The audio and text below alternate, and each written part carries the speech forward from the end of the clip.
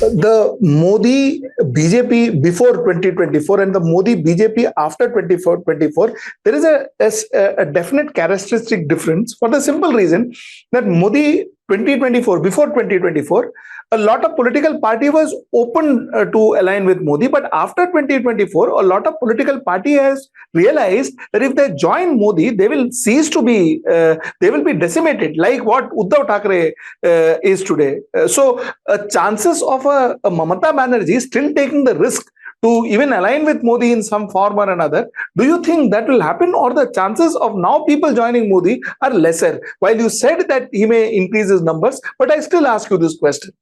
Well, actually, Sujit, if the BJP had got, let us say, not 240, but something like 270 seats, and if he had offered Mamata a very major portfolio, would she or not have joined? Suppose somebody makes Mamata or somebody like her a deputy prime minister, but please see that NDA is forming a government. I would not put it completely beyond my imagination or beyond the plausibility, beyond the genuine possibility, just because two things. He has got stuck at 240, and secondly, everybody knows that even these 240 seats are suspect. If Election Commission had not played its tactics and had not played the manipulation game, Modi is not likely to win 200 seats or more. He has to be stopped at 200 according to all parameters. Even now, if all the VVPATs are counted and if recounting is done of all the constituencies, he will come back to from 240 to 200 or even less. But he has managed, manipulated, maneuvered to win 240 seats by having all kinds of agencies under him, including Election Commission. And therefore, I think this question, this hypothetical question, would Mamata or anybody join Modi? They would have joined if the number for Modi was higher, but it is not so. Remember, Ajit Pawar belonged all his life to secular tradition, and yet he joined Modi. In his speeches, if you have heard, in his speeches, Ajit Pawar is campaigning as it were more vociferously than even BJP campaigners about Modi's greatness and Modi as a savior of the country. So I don't put it out beyond that. But sir, somebody like an Ajit Pawar who is not normally associated with an ideology or with ethics or with, political ideology, one can understand. Sir, that being said, nobody knows Thackeray is better than you do. Sir, tell me, where does Uddhav Thackeray stand in all this? According to me, Uddhav Thackeray is unlikely to go with Modi. Even Ajit may go, but Uddhav will not. Though Uddhav is carrying a baggage of Hindutva. Uddhav is carrying a baggage of radical Hindutva. And yet Uddhav is not going there for several reasons, psychological as well as political reasons. Political reasons are, Uddhav has realized that going with Modi is in the future likely to be counterproductive for his politics. Because Mumbai is a same percent cosmopolitan secular liberal city. In Mumbai, there are only 27% Marathi. And Hindus are a majority, but not a large majority of Mumbai. Mumbai has Christians, Jains, Buddhists, Parsis, Jews, everybody. Mumbai is a truly cosmopolitan and secular character. Mumbai has. And he has declared that I am Mumbaikar first and Marathi later and Hindu third. This is also his electoral logic. And because you will find Uddhav has even more support among the Muslims and the other minorities than even the so-called secular parties. Because Uddhav is representing today, politically and electorally speaking, the people who are not necessarily polarized in Hindu-Muslim format. So Uddhav is different. Secondly, dialectical process also operates. Marxian dialectic always provides some kind of good interpretation. Having Raj on their side, Uddhav will always be on the side opposed to Raj. It is not a question of family. It is not a question that he is a cousin brother of Uddhav. It is a question of political approach. The moment Raj declared total support to Modi, Uddhav is out. As simple as, perhaps you may not agree, the moment Rahul is totally with secular party, Varun cannot be totally with secular party.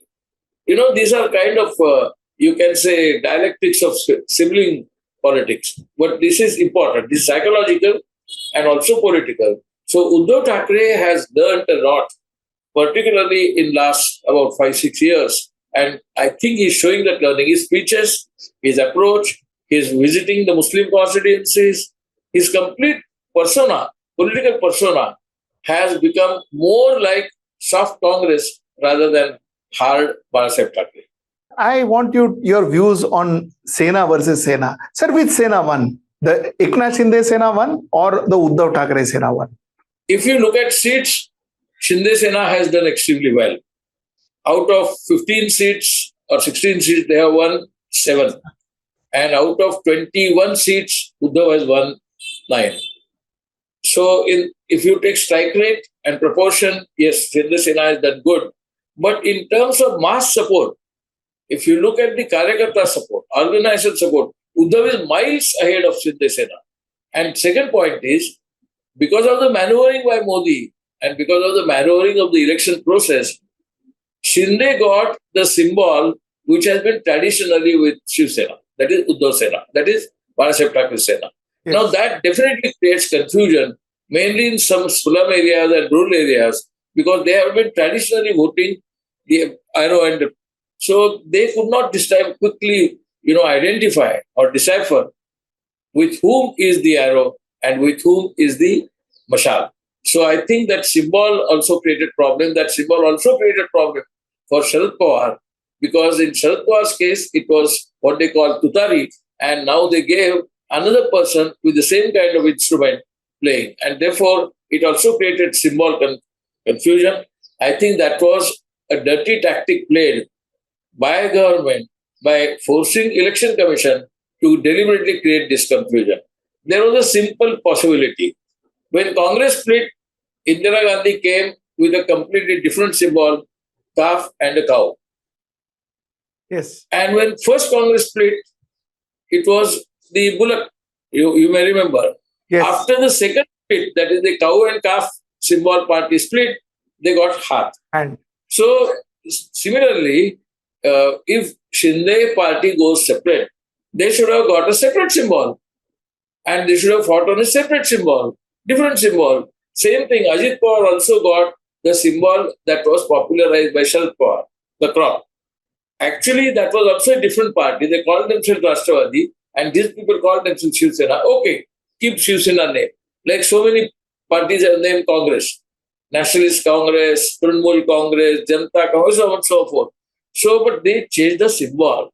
It is necessary to identify the personality of the party through symbols. So, if Shinde is more popular or not can be seen by removing the symbol. You cannot use the same symbol and claim innocence of the party. So, actually, if you go by the Karyakarta support, by the mass support, by the percentage, vote percentage support, Uddhav is miles ahead. But if you look at only the strike rate of seats, then Shinde has performed well, but not definitely a leading position. Sir, your final word on Maharashtra. Sir, do you think Uddhav Thackeray today has taken the slot of number one leader of Maharashtra? I would not say number one, but close to number one. Because still Maharashtra is not Mumbai. Uddhav Thackeray's main base is in Mumbai, Pune, Nasik and so on, the so-called Golden Triangle, urban centers.